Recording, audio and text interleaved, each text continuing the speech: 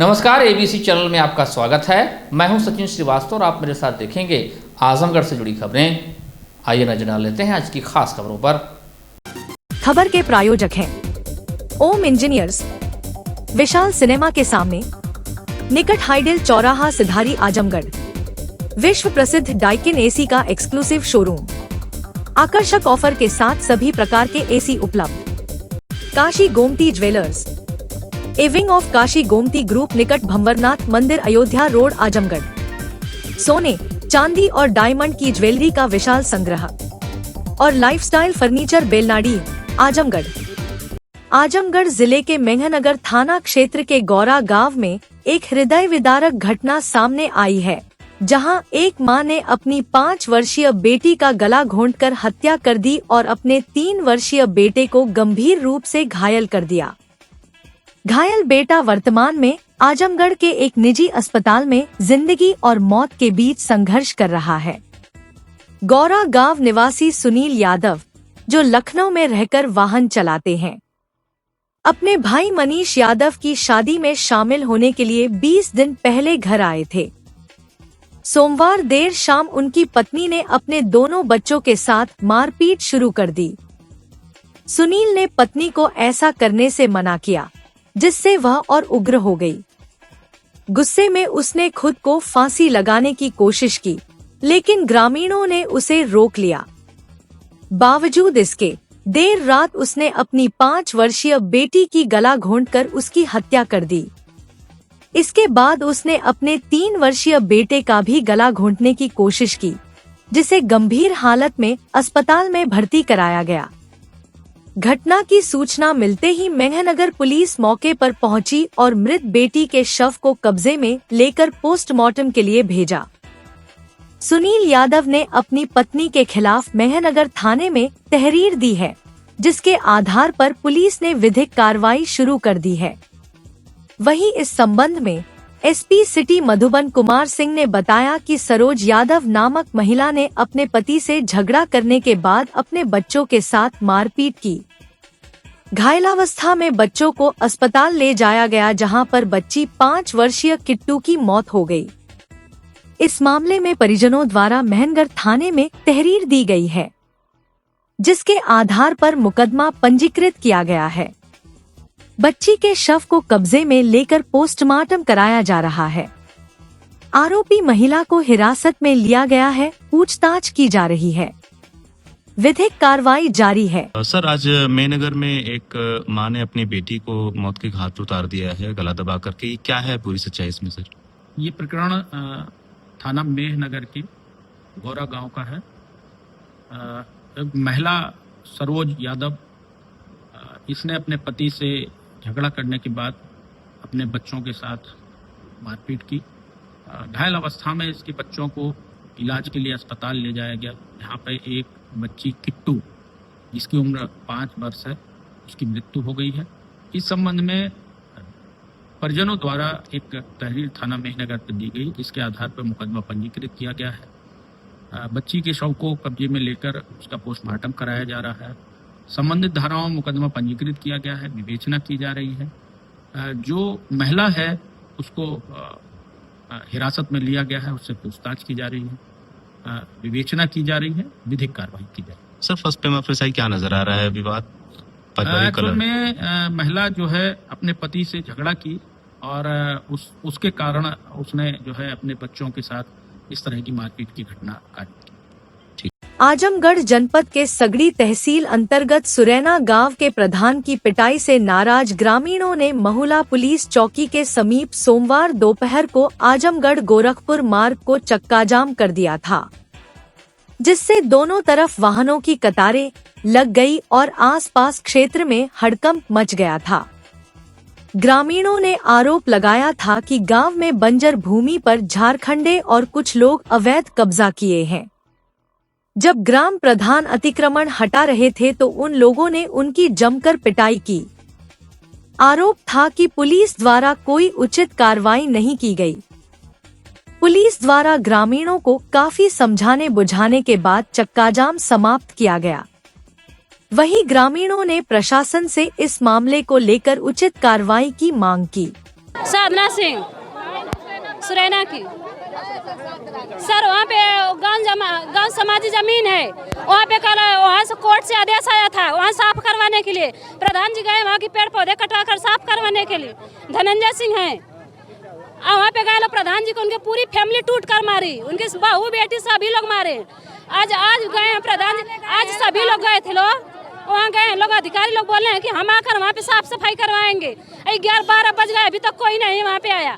और वहाँ पे प्रधान जी गए टूट कर लोग मारने लगे हैं। चौका हमें SDM चाहिए, हमें आज ही समस्या को हल करिए।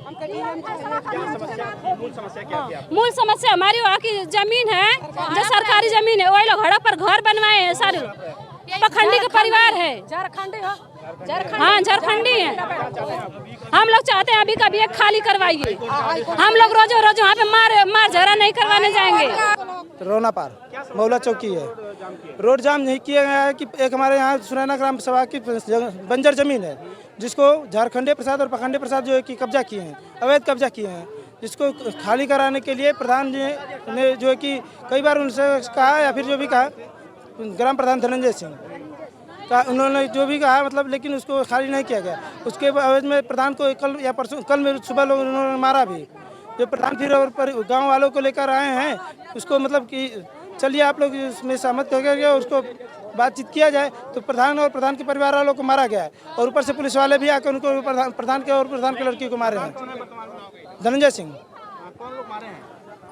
झारखंडी प्रसाद के आदमी और पुलिस प्रशासन महुला चौकी की जी। 4 लोग थे वहाँ पे, मौके पे थे जी थे। क्या कहना चाहेंगे? रोड जाम हम लोग इसलिए किए हैं कि न्याय हमको मिलना चाहिए। सरकारी ज़मीन, एक तो सरकार ऊपर से ही ऐसा कर रही है कि जो भी सरकारी ज़मीन है उनको खाली करा के मतलब जो कुछ प्ले ग्राउंड या फिर जो भी कुछ बनाना है सरकार के, तो रोड जाम नहीं रहेगा। एसपी साहब और DM साहब आए, उस पर जो भी नियमतः जो भी संज्ञान में जाए, नियमतः जो भी कार्य होना है वो करें। देखिए रोड जाम करना नियमता नहीं है, लेकिन प्रधान या प्रधान के परिवार को मारना नियमता तो ये भी नहीं है। चौकी वाले सुन, हम लोग आराम से शांतिपूर्वक आए हैं पहले चौकी पे। जब चौकी इंचार्ज महोदय नहीं सुने तब उसके बाद रोड जाम किया गया है। जब तक एसपी साहब या DM साहब नहीं आ जाते, उसके बारे में कुछ उचित न्याय नहीं दिला देते तब। यही रुका चौकी पर मौला चौकी का हमारे जमीन खाली था, बवाल वाला जमीन खाली करा से सोने वही कहती पुलिस सबके मार ले है। हाँ वही कहती पुलिस में हमारे के चार कोई जमीन मिले हमारे के अब पकड़ा जाए सर खटिया। क्या नाम है आपका? हमारा दुर्पति नाम है। कौन सा गाँव है? हम गोरी नहीं, हमके भरसाई झुके हमारे खेती बाड़ी नाम के जमीन चाहिए। हमारी जमीन हम भरसाई झुकब जियब खाई है ना। अब वही खातिर लड़ाई कर अपन जमीन मांगे थे तो कुल मारत हम देखला भैया।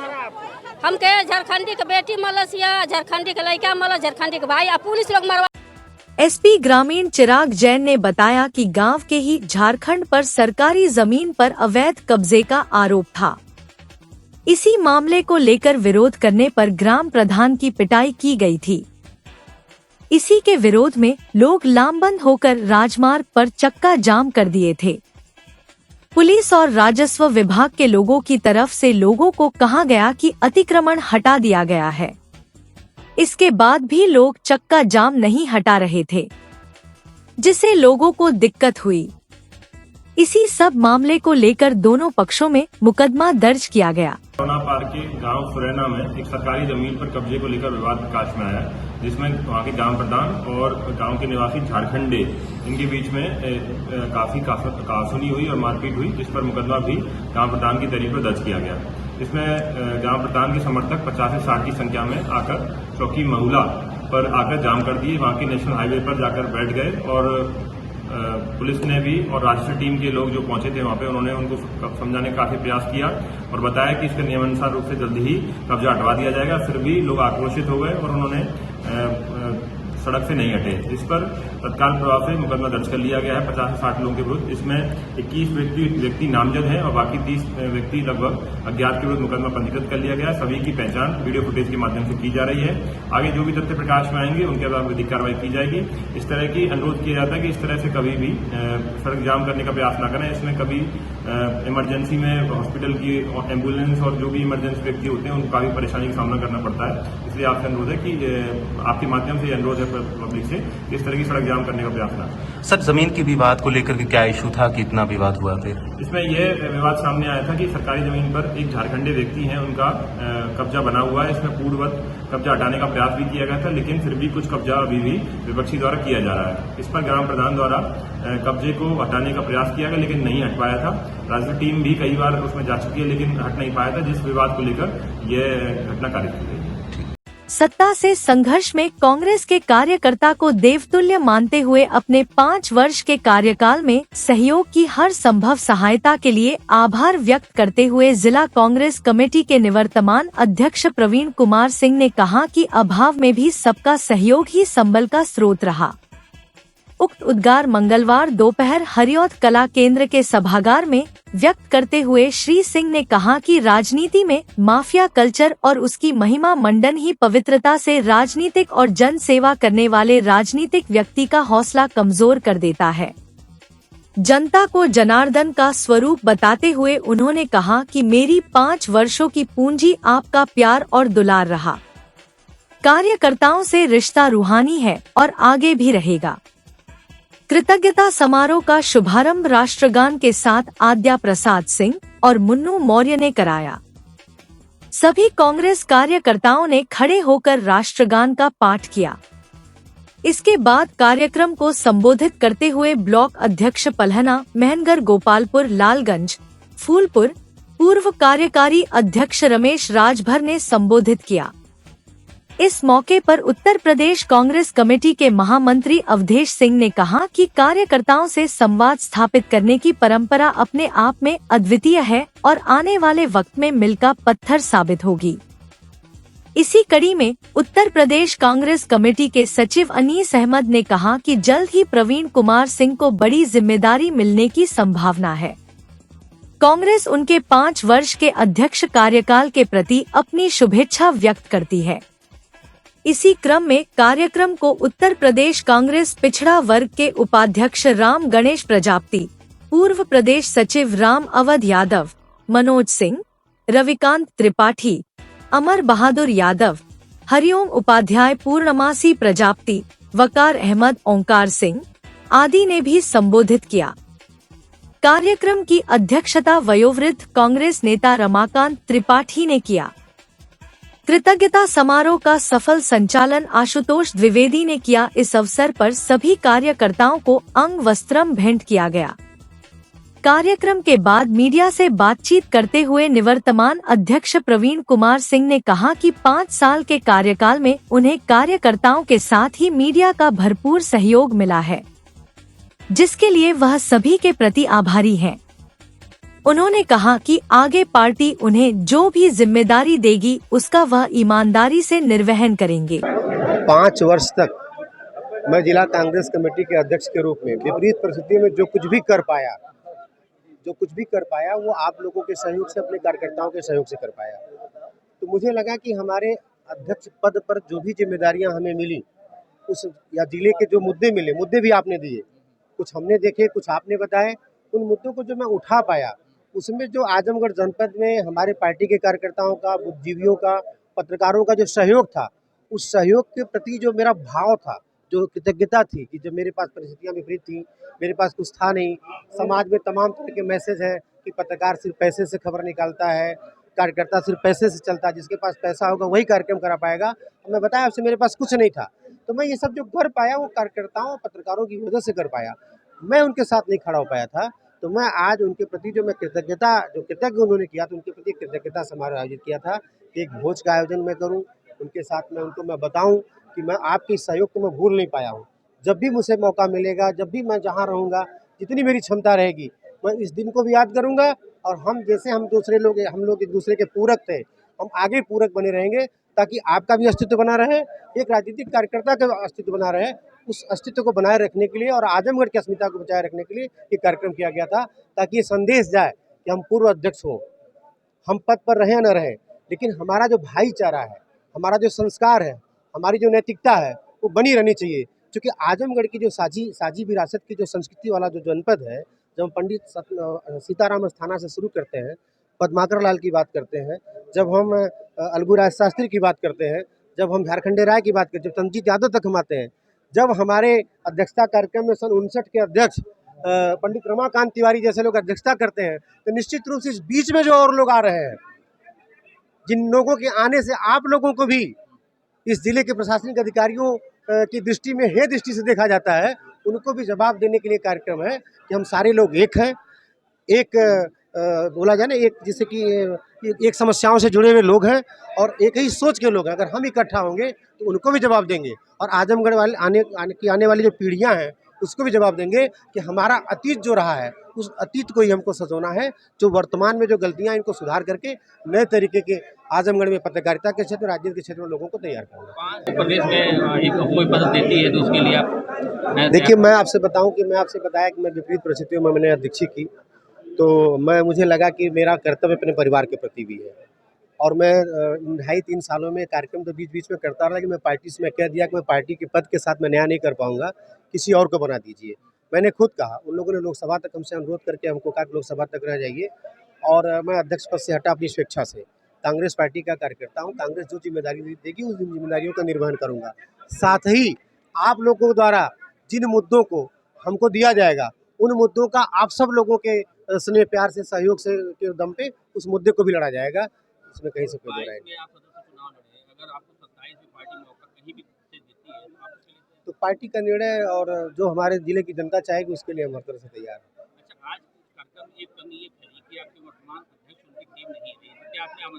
नहीं, हमने उनको आमंत्रित किया, उनकी तबीयत खराब थी, उनको बुखार है।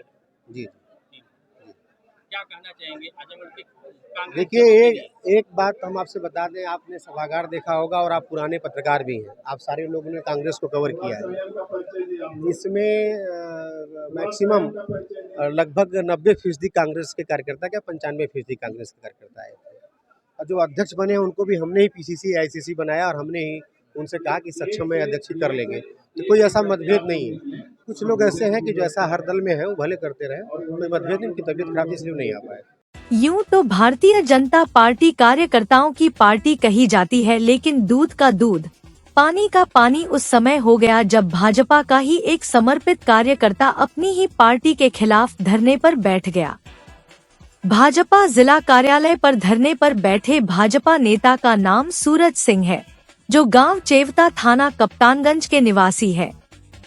भाजपा के आंदोलनों में 2 बार जेल जा चुके और भाजपा के कई विशिष्ट कार्यक्रमों में प्रमुख नेतृत्व कर चुके भाजपा युवा मोर्चा के पूर्व अध्यक्ष सूरज सिंह का आक्रोश उस समय फूट पड़ा जब मंडल की टीम में उन्हें मंडल महामंत्री की जगह मंडल उपाध्यक्ष बना दिया गया। उन्होंने आरोप लगाया कि आजमगढ़ और गोरखपुर में भाजपा कार्यकर्ताओं का उत्पीड़न हो रहा है। उन्होंने शीर्ष नेतृत्व पर भी सवाल उठाए। मंडल उपाध्यक्ष के पद से अपना इस्तीफा स्वीकार किए जाने की जिलाध्यक्ष से अपील की। सपा सरकार जब था तो 2 बार जेल गया।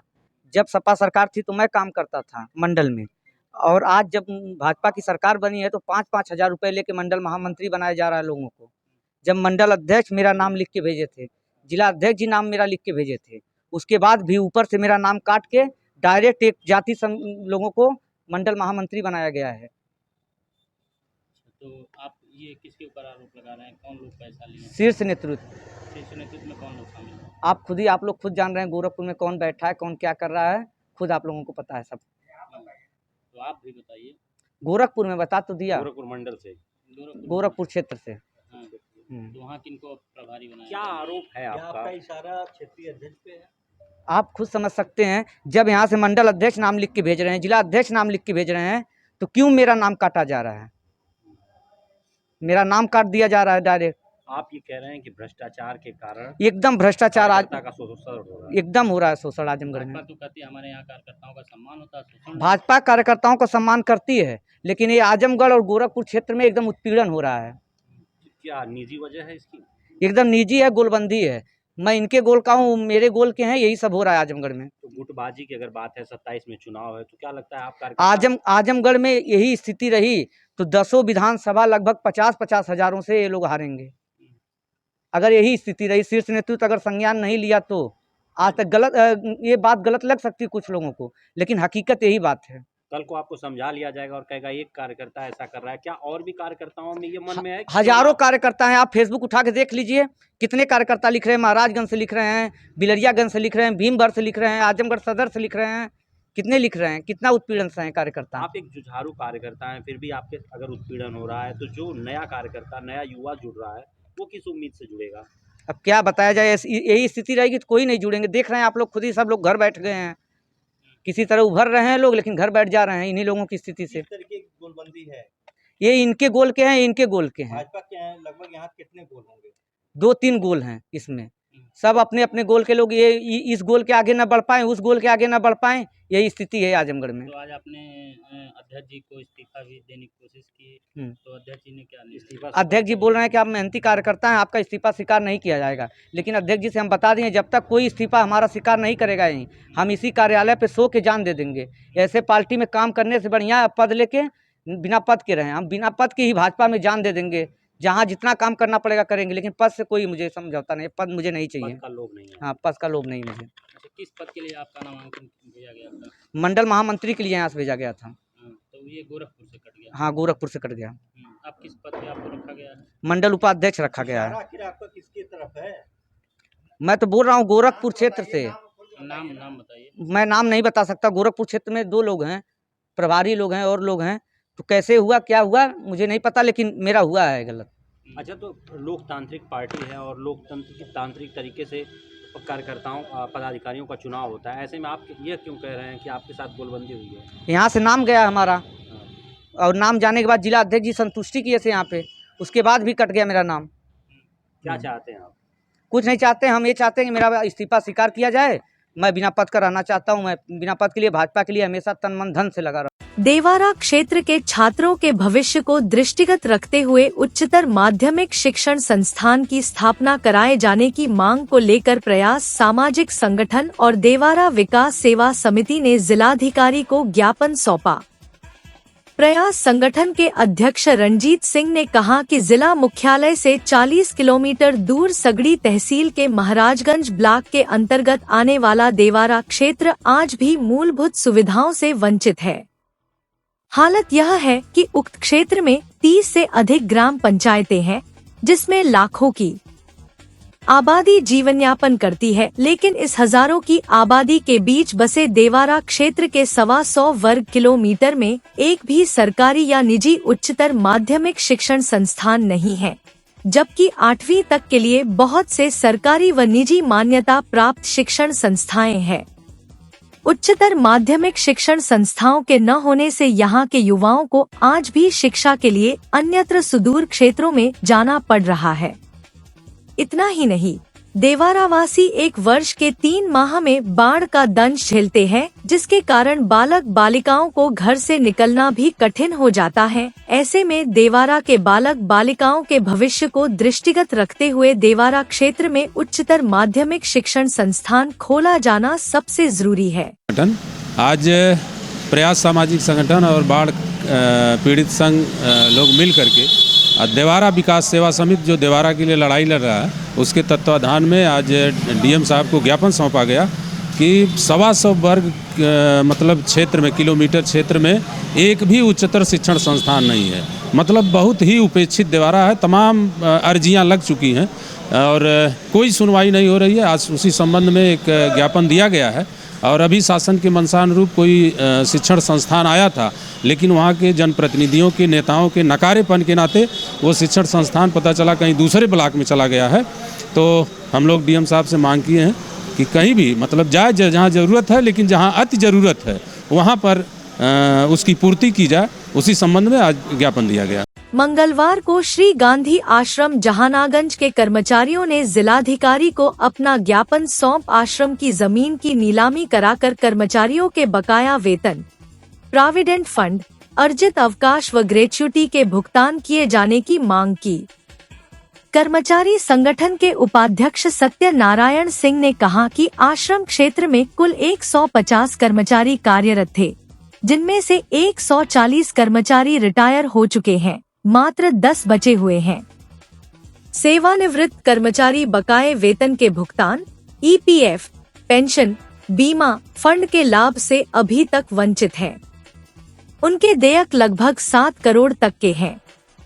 ऐसे में आश्रम की जमीन की नीलामी कराकर सेवानिवृत्त कर्मचारियों का देयक सुनिश्चित किया जाए। मूल समस्या है कि गांधी आश्रम में 150 कर्मचारी कार्यरत थे, जिसमें से मात्र 10 आदमी बचे संस्था में काम कर रहे हैं। 140 कर्मचारी रिटायर हो चुके हैं, जिनका सारा फंड मंत्री कार्यालय द्वारा भविष्य निधि कार्यालय में नहीं जमा किया गया है, जिसके वजह से कर्मचारी बीमा, पेंशन और फंड से वंचित हो गए हैं। कर्मचारियों का बकाया वेतन भी पड़ा हुआ है।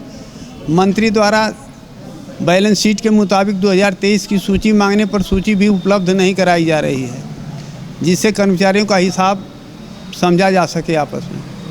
ऐसी स्थिति में हम लोग जिलाधिकारी महोदय से निवेदन किए हैं और पत्रक दिए हैं कि हम कर्मचारियों को गांधी आश्रम जहानागंज की भूमि की नीलामी करके 7 करोड़ रुपया पीएफ का और बाकी अर्जित अवकाश और ग्रेच्युटी की रकम का भुगतान कर दिया जाए।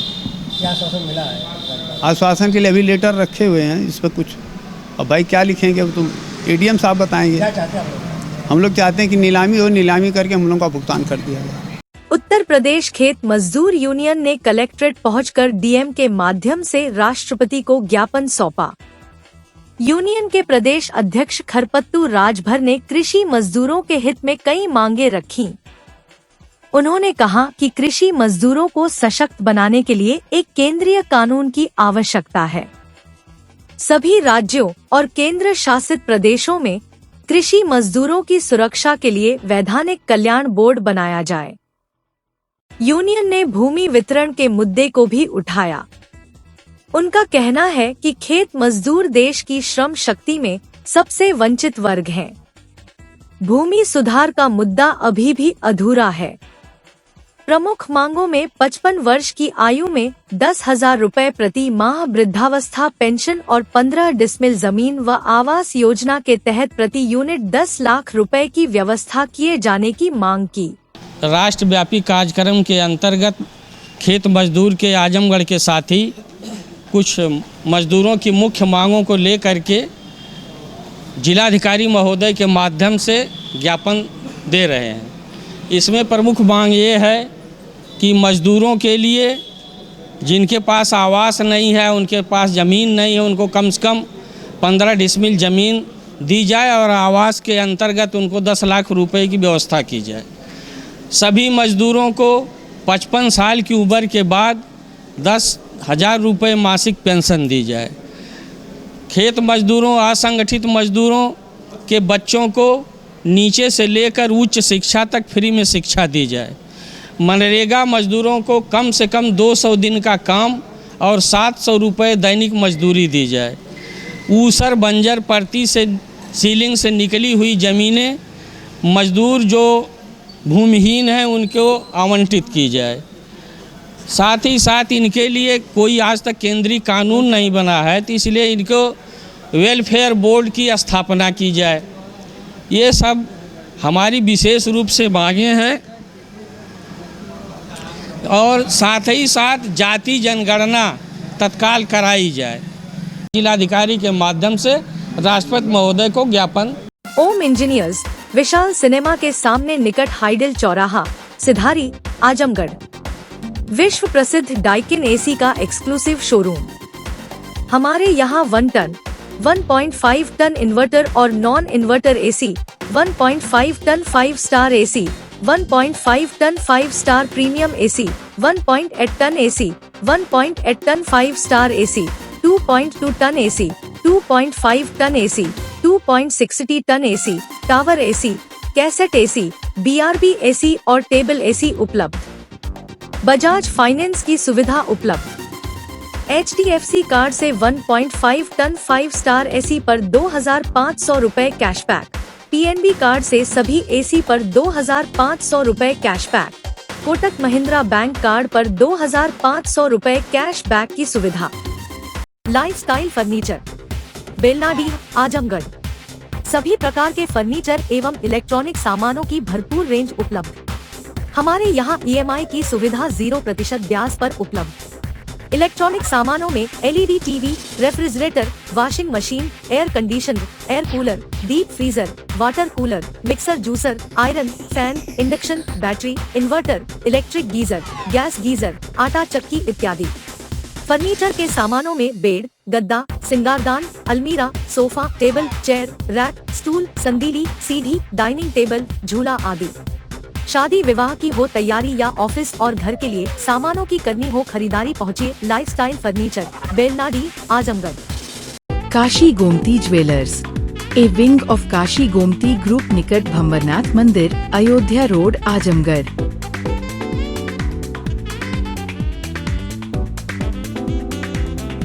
गोल्ड, डायमंड और सिल्वर की ज्वेलरी का विशाल संग्रह।